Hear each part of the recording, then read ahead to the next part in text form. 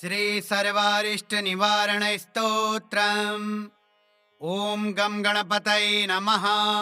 सर्व विघ्न विनाशाय सर्वारिष्ट निवारणाय सर्व सौख्य प्रदाय बालानां बुद्धि प्रदाय नाना प्रकार धन वाहन भूमि प्रदाय मनोवांछित फल प्रदाय रक्षां कुरु कुरु स्वाहा।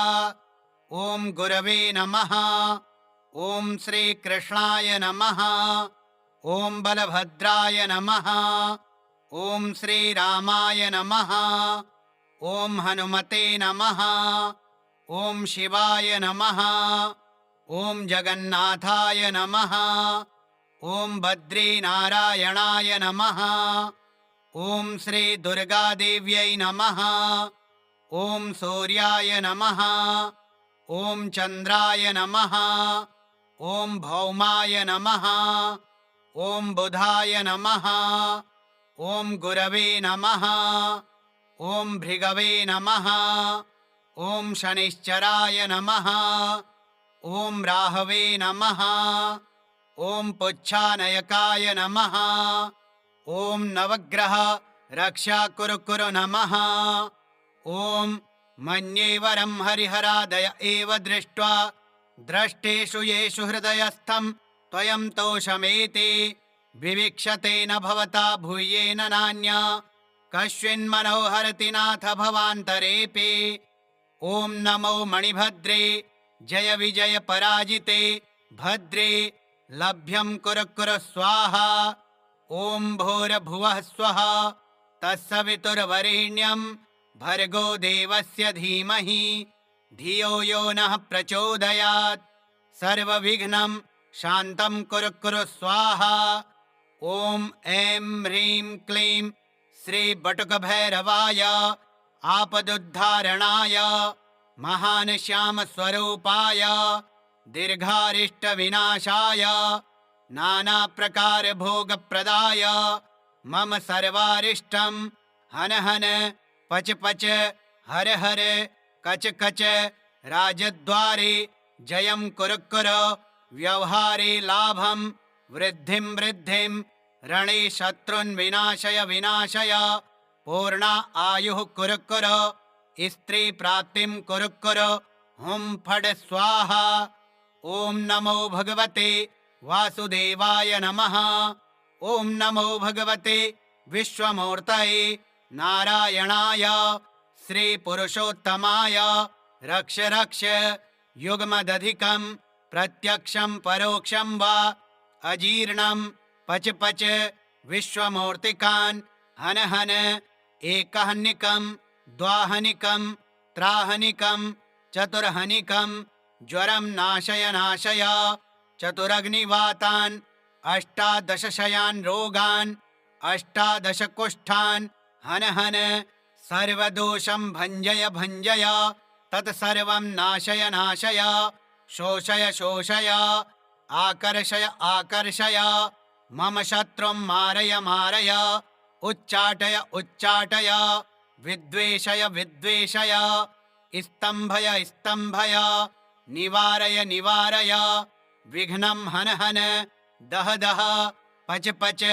मथ मथ विध्वंसय विध्वंसय विद्रावय विद्रावय चक्रं गृहीत्वा शीघ्रमागच्छागच्छ चक्रेण हन हन पाविद्यां छेदय छेदय 84 चेटकान् विस्फोटान् नाशय नाशय वातशुष्कदृष्टिसर्पसिंह व्याघ्रद्विपच्चतुष्पद अपरे बाह्यं ताराभिः भव्यन्तरिक्षम् अन्यान्यव्यापिके चेद् देशकाल स्थान सर्वान् हन हन विद्युन्मेघ नदी पर्वत अष्टव्याधि सर्वस्थानानि रात्रिदिनं चौरान्वशय वशय सर्वोपद्रवनाशनाय परसैन्यं विदारय विदारय परचक्रं निवारय निवारय दह दह रक्षां कुरु कुरु।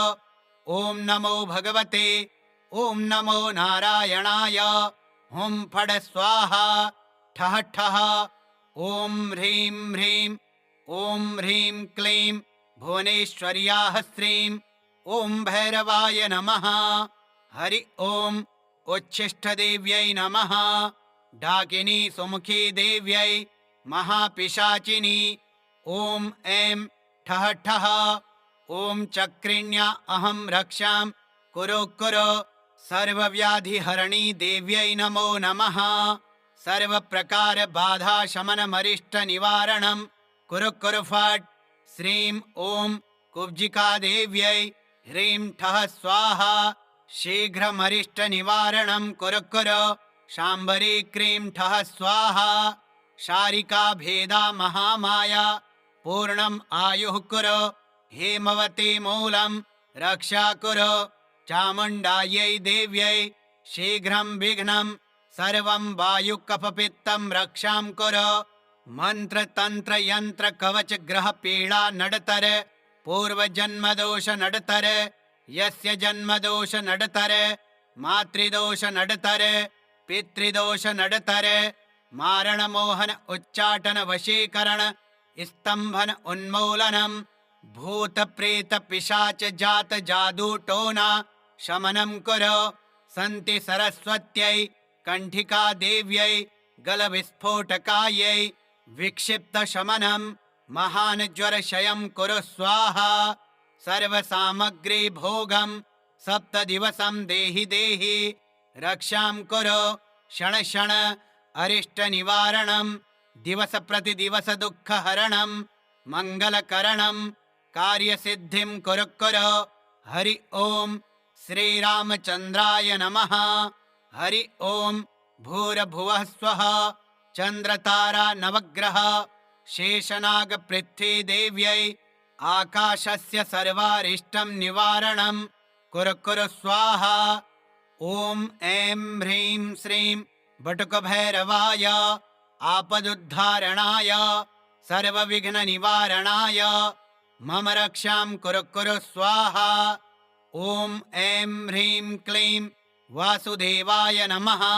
बटुकभैरवाय आपदुद्धारणाय मम रक्षां कुरु कुरु स्वाहा। ओम ऐं ह्रीं क्लीं श्री विष्णु भगवान् मम अपराध क्षमा कुरु कुरु। सर्वविघ्नं विनाशय मम कामना पूर्णं कुरु कुरु स्वाहा। ओम ऐं ह्रीं क्लीं बटुकभैरवाय आपदुद्धारणाय सर्वविघ्न निवारणाय मम रक्षां कुरु कुरु स्वाहा। ओम ऐं ह्रीं क्लीं श्रीं ओम श्री दुर्गा देवी रुद्राणी सहिता रुद्रदेवता कालभैरवसः बटुकभैरवाय हनुमानसः मकरध्वजाय आपदुद्धारणाय मम सर्वदोषशमाय कुरु कुरु। सकलविघ्न विनाशाय मम शुभमाङ्गलिककार्यसिद्धिं कुरु कुरु स्वाहा। एष विद्यामाहात्म्यं च पुरा मया प्रोक्तं ध्रुवं शमक्रतोतु हन्त्येतान् सर्वाश्च बलिदानवाः। य पुमान् पठते नित्यम् एतद् स्तोत्रं नित्यात्मना तस्य सर्वान् हि सन्ति यत्र दृष्टिगतं विषम् अन्यदृष्टिविषं चैव न देयं संक्रमे ध्रुवम्। संग्रामे धारयेत्येम्बे उत्पाता च विसंशयः द्रुतं सद्यं जयस्तस्य विघ्नस्तस्य न जायते। किमत्र बहुनोक्तेन सर्वसौभाग्यसम्पदा लभते नात्र सन्देहो नान्यथा वचनं भवेत्। गृहीतो यदि वा यत्नं बालानां विविधैरपि शीतं समुष्णतां याते उष्णः शीतमयो भवेत्। नान्यथा श्रुतये विद्या पठति कथितं मया भोजपत्रे लिखेद्यन्त्रं गोरोचनमयेन च। इमां विद्यां शिरो बद्ध्वा सर्वरक्षा करोतु मे। पुरुषस्याथवा नारी हस्ते बद्ध्वा विचक्षणः विद्रवन्ति प्रणश्यन्ति धर्मस्तिष्ठति नित्यशः। सर्वशत्रुरधो यान्ति शीघ्रं ते च पलायनम्। ॐ गं गणपतये नमः। सर्वविघ्नविनाशाय सर्वारिष्टनिवारणाय सर्वसौख्यप्रदाय बालानां बुद्धिप्रदाय नानाप्रकारधनवाहनभूमिप्रदाय मनोवाञ्छितफलप्रदाय रक्षां कुरु कुरु स्वाहा। ॐ गुरवे नमः। ॐ श्रीकृष्णाय नमः। ॐ बलभद्राय नमः। ॐ श्रीरामाय नमः। ॐ हनुमते नमः। ॐ शिवाय नमः। ॐ जगन्नाथाय नमः। ॐ बद्रीनारायणाय नमः। ॐ श्रीदुर्गादेव्यै नमः। ॐ सूर्याय नमः। ॐ चन्द्राय नमः। ॐ भौमाय नमः। ॐ बुधाय नमः। ॐ गुरवे नमः। ॐ भृगवे नमः। ॐ शनिश्चराय नमः। ॐ राहवे नमः। ॐ पुच्छानयकाय नमः। ॐ नवग्रह रक्षा कुरु कुरु नमः। ॐ मन्येवरं हरिहरादय एव दृष्ट्वा द्रष्टेषु येषु हृदयस्थं त्वयं तोषमेति विवीक्षते न भवता भूयेन नान्या कस्मिन्मनोहरति नाथ भवान्तरेऽपि। ॐ नमो मणिभद्रे जय विजय पराजिते भद्रे लभ्यं कुरु कुरु स्वाहा। ॐ भूर्भुवः स्वः तत्सवितुर्वरेण्यं भर्गो देवस्य धीमहि धियो यो नः प्रचोदयात्। सर्वविघ्नं शान्तं कुरु कुरु स्वाहा। ॐ ऐं ह्रीं क्लीं श्रीबटुकभैरवाय आपदुद्धारणाय महान् श्यामस्वरूपाय दीर्घारिष्टविनाशाय नानाप्रकारभोगप्रदाय मम सर्वारिष्टं हन हन पच पच हर हर कच कच राजद्वारे जयं कुरु कुरु व्यवहारे लाभं वृद्धिं वृद्धिं रणे शत्रुन् विनाशय विनाशय पूर्णा आयुः कुरु कुरु स्त्री प्राप्तिं कुरु कुरु हुं फट् स्वाहा। ॐ नमो भगवते वासुदेवाय नमः। ॐ नमो भगवते विश्वमूर्तये नारायणाय श्रीपुरुषोत्तमाय रक्ष रक्ष युग्मदधिकं प्रत्यक्षं परोक्षं वा अजीर्णं पच पच विश्वमूर्तिकान् हन हन एकहनिकं द्वाहनिकं त्राहनिकं चतुर्हनिकं ज्वरं नाशय नाशय चतुरग्निवातान् अष्टादशशयान् रोगान् अष्टादशकुष्ठान् हन हन सर्वदोषं भञ्जय भञ्जय तत्सर्वं नाशय नाशय शोषय शोषय आकर्षय आकर्षय मम शत्रुं मारय मारय उच्चाटय उच्चाटय विद्वेषय विद्वेषय स्तम्भय स्तम्भय निवारय निवारय विघ्नं हन हन दह दह पच पच मथ मथ विध्वंसय विध्वंसय विद्रावय विद्रावय चक्रं गृहीत्वा शीघ्रमागच्छागच्छ चक्रेण हन हन पाविद्यां छेदय छेदय 84 चेटकान् विस्फोटान् नाशय नाशय वातशुष्कदृष्टिसर्पसिंह व्याघ्रद्विपच्चतुष्पद अपरे बाह्यं ताराभिः भव्यन्तरिक्षम् अन्यान्यव्यापिके चिद् देशकाल स्थान सर्वान् हन हन विद्युन्मेघ नदी पर्वत अष्टव्याधि सर्वस्थानानि रात्रिदिनं चौरान्वशय वशय सर्वोपद्रवनाशनाय परसैन्यं विदारय विदारय परचक्रं निवारय निवारय दह दह रक्षां कुरु कुरु। ॐ नमो भगवते ॐ नमो नारायणाय हुं फट् स्वाहा ठः ठः। ॐ ह्रीं ह्रीं ॐ ह्रीं क्लीं भुवनेश्वर्याः श्रीं ॐ भैरवाय नमः। हरि ॐ उच्छिष्टदेव्यै नमः। डाकिनी सुमुखी देव्यै महापिशाचिनी। ॐ ऐं ठः ठः। ॐ चक्रिण्या अहं रक्षां कुरु कुरु। सर्वव्याधिहरणी देव्यै नमो नमः। सर्वप्रकार बाधा शमनमरिष्ट निवारणं कुरु कुरु फट्। श्रीं ॐ कुब्जिका देव्यै ह्रीं ठः स्वाहा। शीघ्रमरिष्ट निवारणं कुरु कुरु। शाम्बरी क्रीं ठः स्वाहा। शारिका भेदा महामाया पूर्णम् आयुः कुरु। हेमवती मूलं रक्षा कुरु। चामुण्डायै देव्यै शीघ्रं विघ्नं सर्वं वायुकफपित्तं रक्षां कुरु।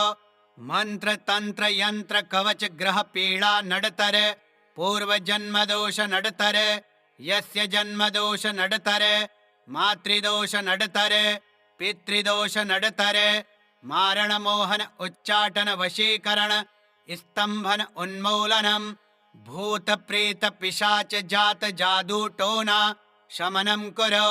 सन्ति सरस्वत्यै कंठिका देव्यै गल विस्फोटकायै विक्षिप्त शमनं महान ज्वर क्षयं कुरु स्वाहा। सर्व सामग्री भोगं सप्त दिवसं देहि देहि रक्षां कुरु। क्षण क्षण अरिष्ट निवारणं दिवस प्रति दिवस दुःख हरणं मंगलकरणं कार्य सिद्धिं कुरु कुरु। हरि ओम श्री रामचंद्राय नमः। हरि ओम भूर्भुवः स्वः।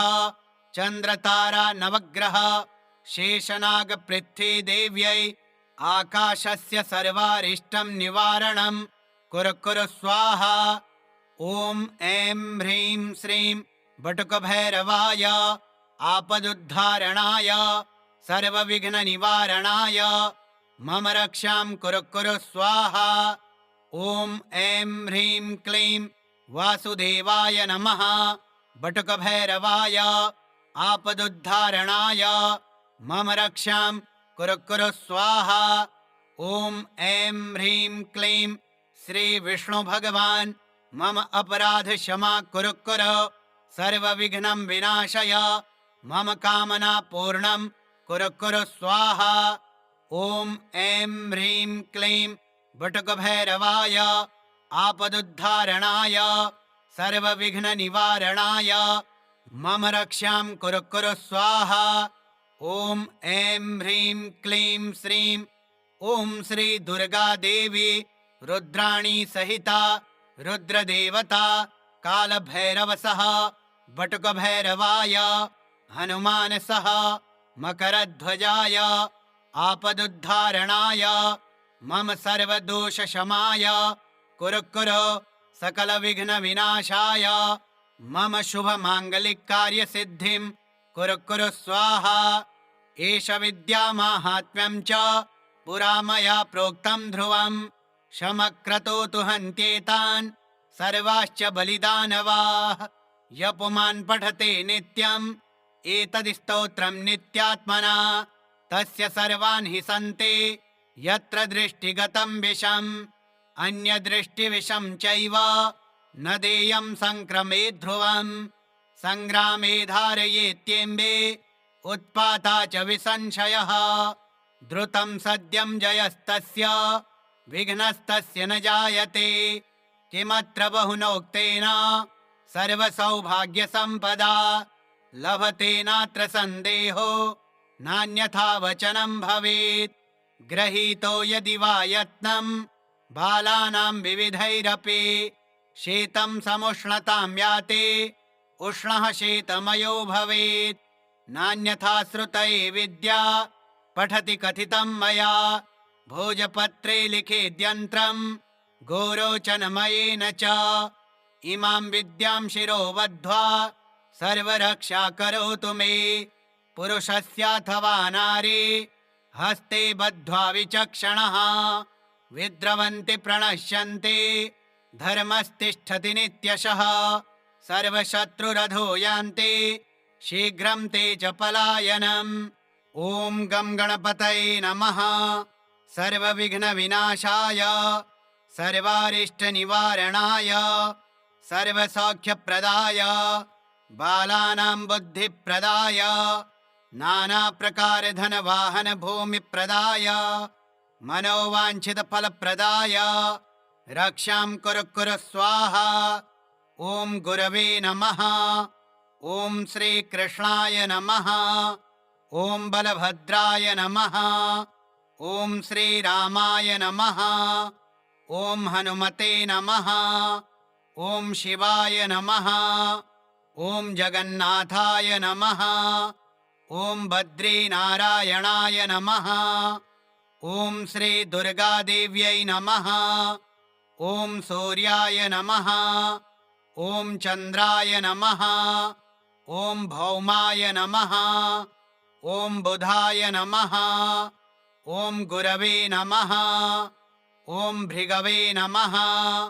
ॐ शनिश्चराय नमः। ॐ राहवे नमः। ॐ पुच्छानयकाय नमः। ॐ नवग्रह रक्षा कुरु कुरु नमः। ॐ मन्येवरं हरिहरादय एव दृष्ट्वा द्रष्टेषु येषु हृदयस्थं त्वयं तोषमेति विविक्षते न भवता भूयेन नान्या कस्मिन्मनोहरति नाथ भवान्तरेऽपि। ॐ नमो मणिभद्रे जय विजय पराजिते भद्रे लभ्यं कुरु कुरु स्वाहा। ॐ भूर्भुवः स्वः तत्सवितुर्वरेण्यं भर्गो देवस्य धीमहि धियो यो नः प्रचोदयात्। सर्वविघ्नं शान्तं कुरु कुरु स्वाहा। ॐ ऐं ह्रीं क्लीं श्रीबटुकभैरवाय आपदुद्धारणाय महानश्यामस्वरूपाय दीर्घारिष्टविनाशाय नानाप्रकारभोगप्रदाय मम सर्वारिष्टं हन हन पच पच हर हर कच कच राजद्वारे जयं कुरु कुरु व्यवहारे लाभं वृद्धिं वृद्धिं रणे शत्रुन् विनाशय विनाशय पूर्णा आयुः कुरु कुरु स्त्री प्राप्तिं कुरु कुरु हुं फट् स्वाहा। ॐ नमो भगवते वासुदेवाय नमः।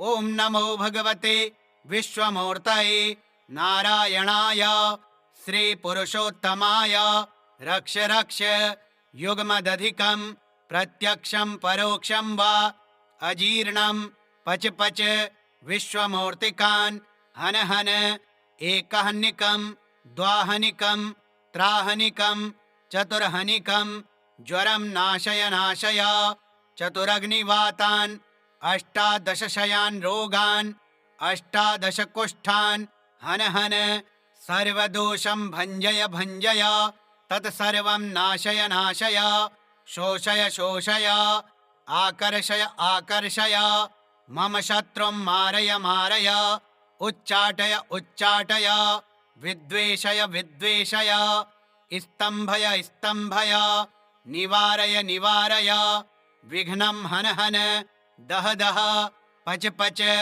मथ मथ विध्वंसय विध्वंसय विद्रावय विद्रावय चक्रं गृहीत्वा शीघ्रमागच्छागच्छ चक्रेण हन हन पाविद्यां छेदय छेदय 84 चेटकान् विस्फोटान् नाशय नाशय वातशुष्कदृष्टिसर्पसिंह व्याघ्रद्विपच्चतुष्पद अपरे बाह्यं ताराभिः भव्यन्तरिक्षम् अन्यान्यव्यापिके चेद् देशकाल स्थान सर्वान् हन हन विद्युन्मेघ नदी पर्वत अष्टव्याधि सर्वस्थानानि रात्रिदिनं चौरान्वशय वशय सर्वोपद्रवनाशनाय परसैन्यं विदारय विदारय परचक्रं निवारय निवारय दह दह रक्षां कुरु कुरु। ॐ नमो भगवते ॐ नमो नारायणाय हुं फट् स्वाहा ठः ठः ॐ ह्रीं ह्रीं ॐ ह्रीं क्लीं भुवनेश्वर्याः श्रीं ॐ भैरवाय नमः। हरि ॐ उच्छिष्टदेव्यै नमः। डाकिनी सुमुखी देव्यै महापिशाचिनी ॐ ऐं ठः ठः ॐ चक्रिण्या अहं रक्षां कुरु कुरु सर्वव्याधिहरणी देव्यै नमो नमः सर्वप्रकारबाधाशमनमरिष्टनिवारणं कुरु कुरु फट् श्रीं ॐ कुब्जिकादेव्यै ह्रीं ठः स्वाहा शीघ्रमरिष्टनिवारणं कुरु कुरु शाम्बरी क्रीं ठः स्वाहा शारिकाभेदा महामाया पूर्णम् आयुः कुरु हेमवती मूलं रक्षा कुरु चामुण्डायै देव्यै शीघ्रं विघ्नं सर्वं वायुकफपित्तं रक्षां कुरु मन्त्रतन्त्रयन्त्रकवचग्रहपीडा नडतर पूर्वजन्मदोष नडतर यस्य जन्मदोष नडतर मातृदोष नडतर पितृदोष नडतर मारणमोहन उच्चाटन वशीकरण स्तंभन उन्मूलनम भूतप्रेत पिशाच जात जादूटोना शमनं कुरु सन्ति सरस्वत्यै कंठिका देव्यै गलविस्फोटकायै विक्षिप्तशमनं महानज्वरक्षयं कुरु स्वाहा सर्वसामग्री भोगं सप्तदिवसं देहि देहि रक्षां कुरु क्षण क्षण अरिष्टनिवारणं दिवस दुःखहरणं मङ्गलकरणं कार्यसिद्धिं कुरु कुरु हरि ओम श्रीरामचन्द्राय नमः हरि ओम भूर्भुवः स्वः चन्द्रतारा नवग्रह शेषनागपृथ्वी देव्यै आकाशस्य सर्वारिष्टं निवारणं कुरु कुरु स्वाहा ॐ ऐं ह्रीं श्रीं बटुकभैरवाय आपदुद्धारणाय सर्वविघ्ननिवारणाय मम रक्षां कुरु कुरु स्वाहा ॐ ऐं ह्रीं क्लीं वासुदेवाय नमः बटुकभैरवाय आपदुद्धारणाय मम रक्षां कुरु कुरु स्वाहा ॐ ऐं ह्रीं क्लीं श्री विष्णु भगवान् मम अपराध क्षमा कुरु कुरु सर्वविघ्नं विनाशय मम कामना पूर्णं कुरु कुरु स्वाहा ॐ ऐं ह्रीं क्लीं बटुकभैरवाय आपदुद्धारणाय सर्वविघ्ननिवारणाय मम रक्षां कुरु कुरु स्वाहा ॐ ऐं ह्रीं क्लीं श्रीं ॐ श्री दुर्गा देवी रुद्राणी सहिता रुद्रदेवता कालभैरवसः बटुकभैरवाय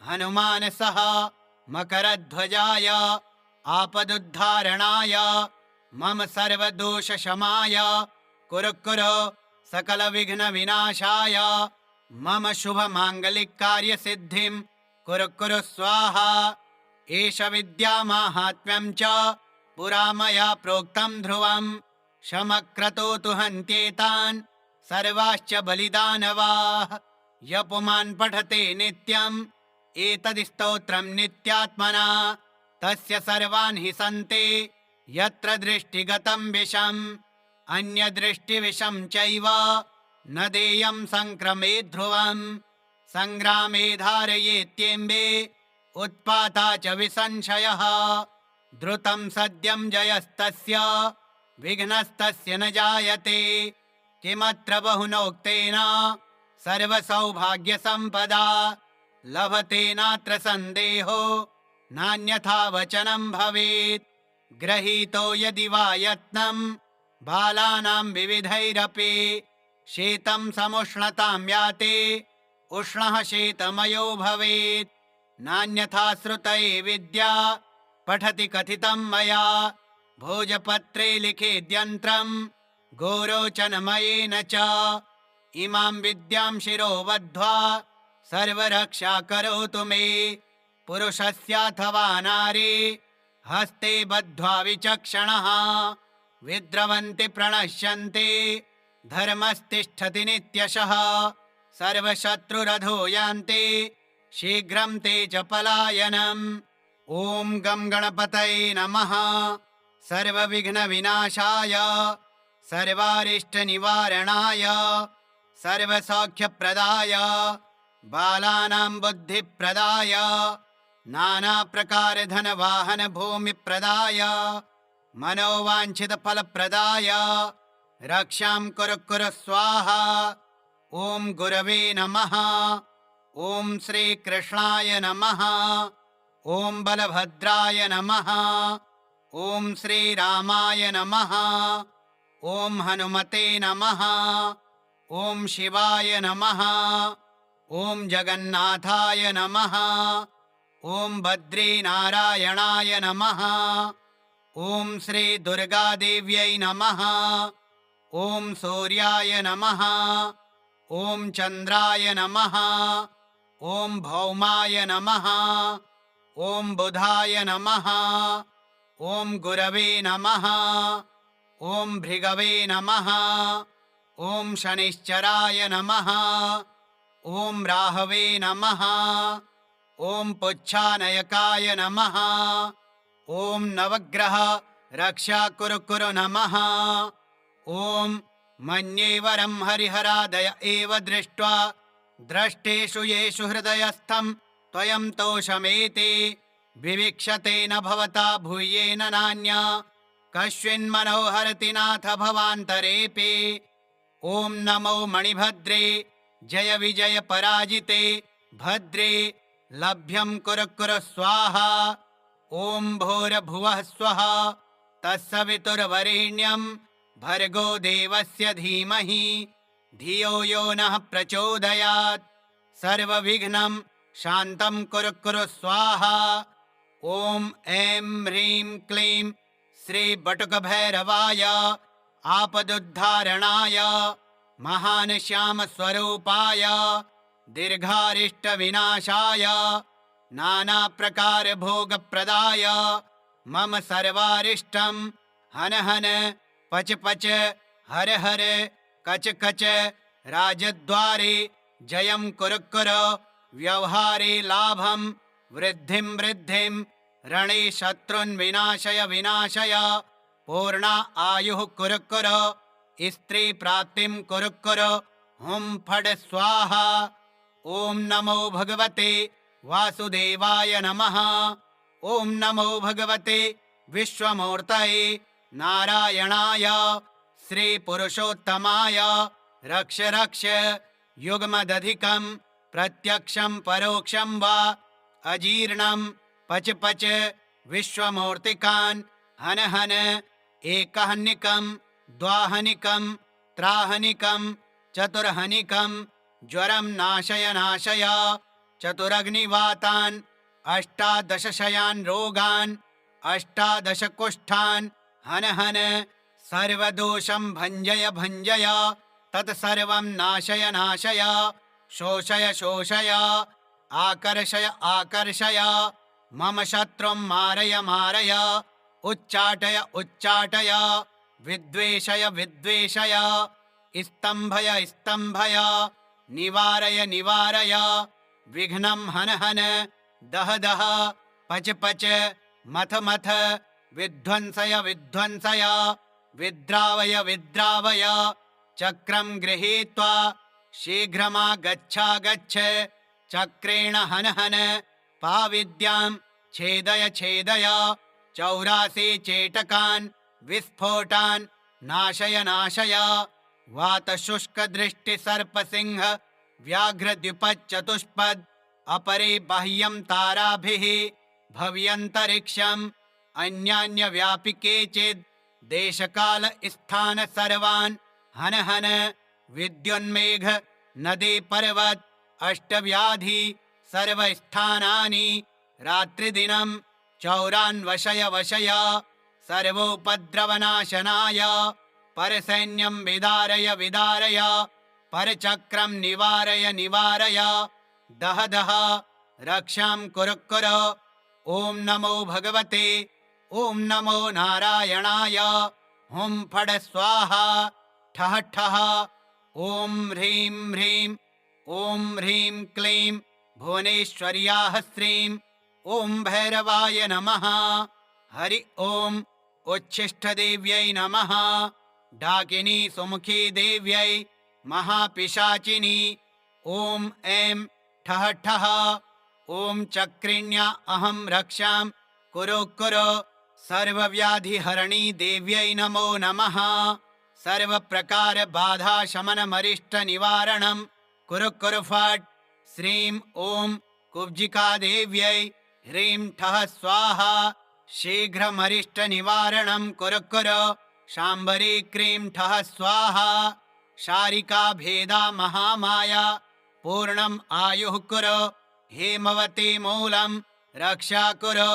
चामुण्डायै देव्यै शीघ्रं विघ्नं सर्वं वायुकफपित्तं रक्षां कुरु। मन्त्रतन्त्रयन्त्रकवचग्रहपीडा नडतर पूर्वजन्मदोष नडतर।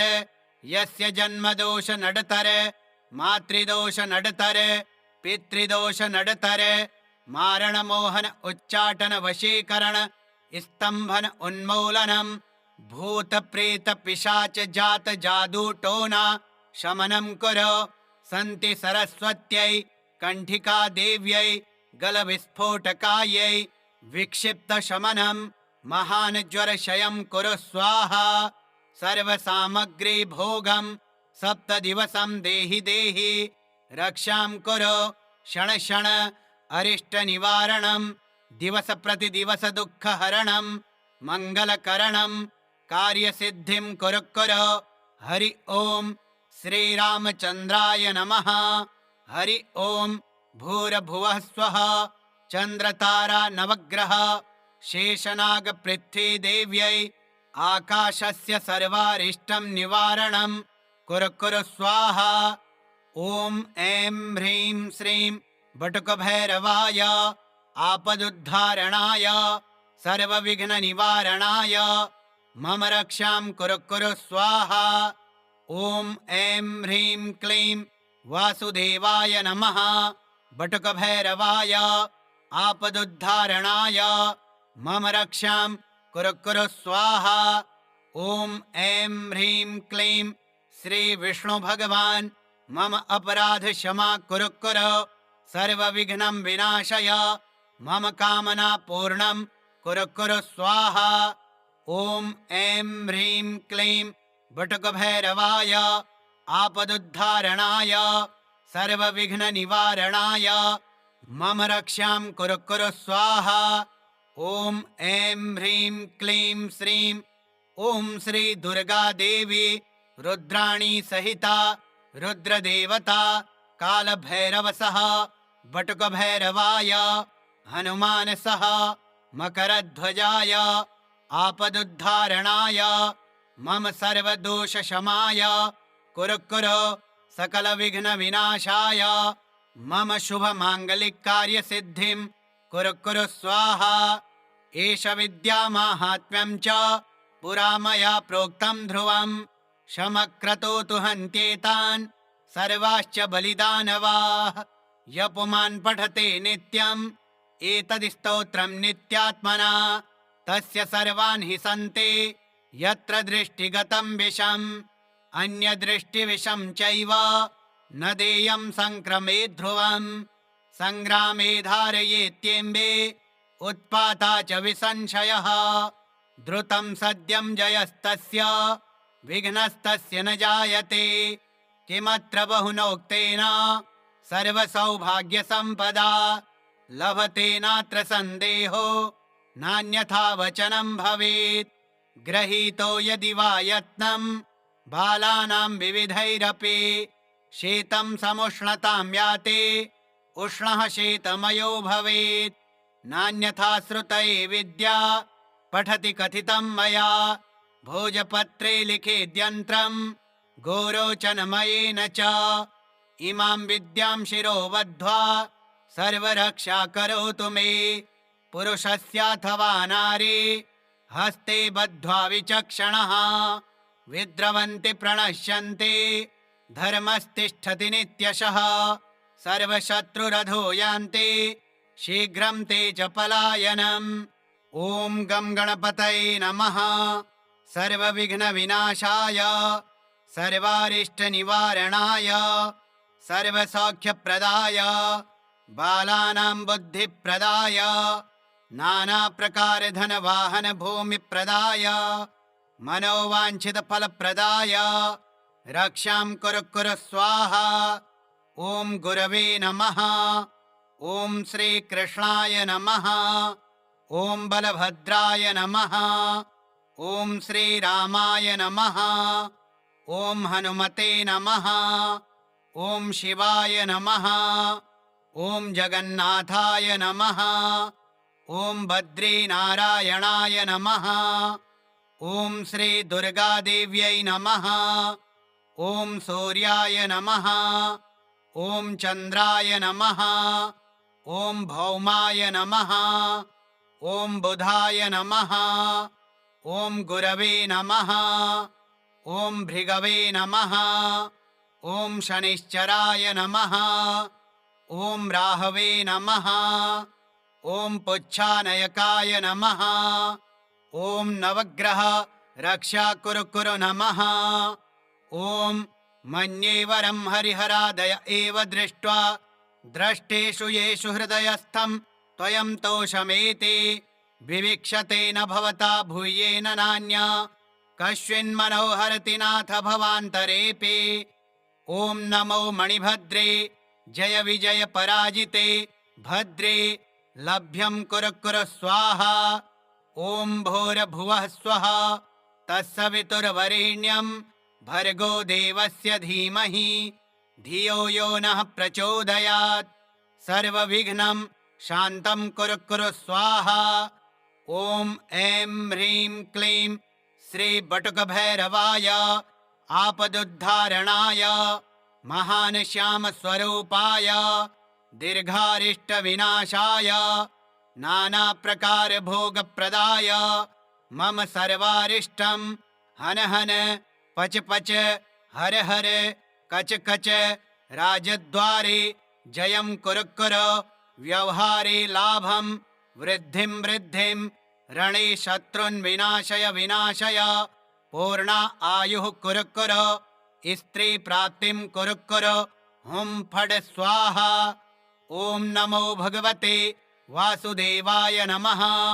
ॐ नमो भगवते विश्वमूर्तये नारायणाय श्रीपुरुषोत्तमाय रक्ष रक्ष युग्मदधिकं प्रत्यक्षं परोक्षं वा अजीर्णं पच पच विश्वमूर्तिकान् हन हन एकहनिकं द्वाहनिकं त्राहनिकं चतुर्हनिकं ज्वरं नाशय नाशय चतुरग्निवातान् अष्टादशशयान् रोगान् अष्टादशकुष्ठान् हन हन सर्वदोषं भञ्जय भञ्जय तत्सर्वं नाशय नाशय शोषय शोषय आकर्षय आकर्षय मम शत्रुं मारय मारय उच्चाटय उच्चाटय विद्वेषय विद्वेषय स्तम्भय स्तम्भय निवारय निवारय विघ्नं हन हन दह दह पच पच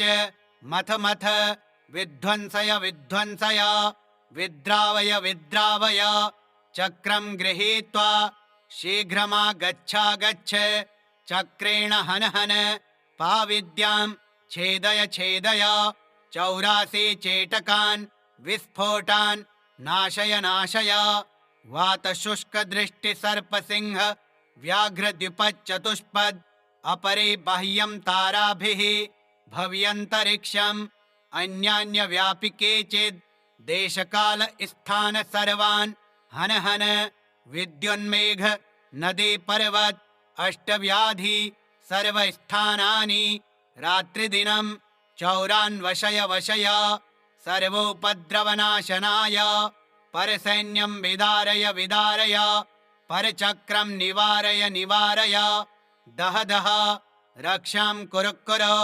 ॐ नमो भगवते ॐ नमो नारायणाय हुं फट् स्वाहा ठः ठः। ॐ ह्रीं ह्रीं ॐ ह्रीं क्लीं भुवनेश्वर्याः श्रीं ॐ भैरवाय नमः। हरि ॐ उच्छिष्टदेव्यै नमः।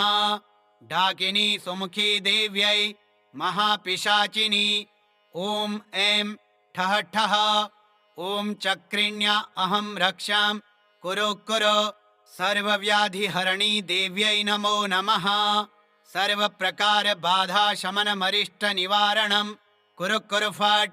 श्रीं ॐ कुब्जिकादेव्यै ह्रीं ठः स्वाहा।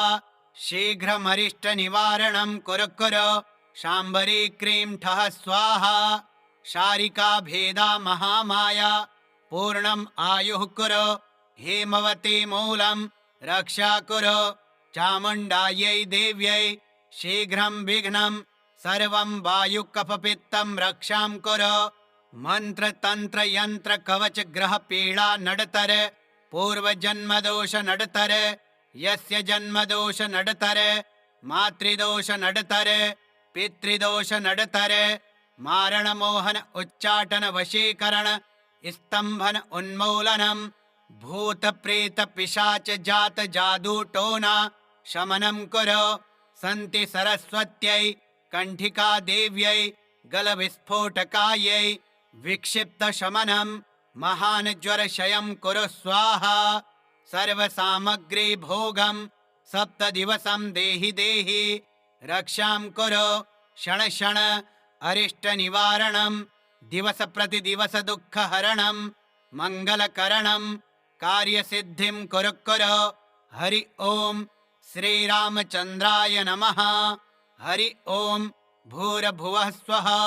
चंद्रतारा नवग्रह शेषनाग पृथ्वी देव्यै आकाशस्य सर्वारिष्टं निवारणं कुरु कुरु स्वाहा। ॐ ऐं ह्रीं श्रीं बटुकभैरवाय आपदुद्धारणाय सर्वविघ्ननिवारणाय मम रक्षां कुरु कुरु स्वाहा। ॐ ऐं ह्रीं क्लीं वासुदेवाय नमः। बटुकभैरवाय आपदुद्धारणाय मम रक्षां कुरु कुरु स्वाहा। ॐ ऐं ह्रीं क्लीं श्री विष्णु भगवान् मम अपराध क्षमा कुरु कुरु। सर्वविघ्नं विनाशय मम कामना पूर्णं कुरु कुरु स्वाहा। ॐ ऐं ह्रीं क्लीं बटुकभैरवाय आपदुद्धारणाय सर्वविघ्ननिवारणाय मम रक्षां कुरु कुरु स्वाहा। ॐ ऐं ह्रीं क्लीं श्रीं ॐ श्री दुर्गा देवी रुद्राणी सहिता रुद्रदेवता कालभैरवसः बटुकभैरवाय हनुमानसः मकरध्वजाय आपदुद्धारणाय मम सर्वदोषशमाय कुरु कुरु सकलविघ्नविनाशाय मम शुभमाङ्गलिककार्यसिद्धिं कुरु कुरु स्वाहा। एष विद्यामाहात्म्यं च पुरा मया प्रोक्तं ध्रुवं शमक्रतोतु हन्त्येतान् सर्वाश्च बलिदानवाः। य पुमान् पठते नित्यम् एतद् स्तोत्रं नित्यात्मना तस्य सर्वान् हि सन्ति यत्र दृष्टिगतं विषम् अन्यदृष्टिविषं चैव न देयं संक्रमे ध्रुवम्। संग्रामे धारयेत्येम्बे उत्पाता च विसंशयः द्रुतं सद्यं जयस्तस्य विघ्नस्तस्य न जायते। किमत्र बहुनोक्तेन सर्वसौभाग्यसम्पदा लभते नात्र सन्देहो नान्यथा वचनं भवेत्। गृहीतो यदि वा यत्नं बालानां विविधैरपि शीतं समुष्णतां याते उष्णः शीतमयो भवेत्। नान्यथा श्रुतये विद्या पठति कथितं मया भोजपत्रे लिखेद्यन्त्रं गोरोचनमयेन च। इमां विद्यां शिरो बद्ध्वा सर्वरक्षा करोतु मे।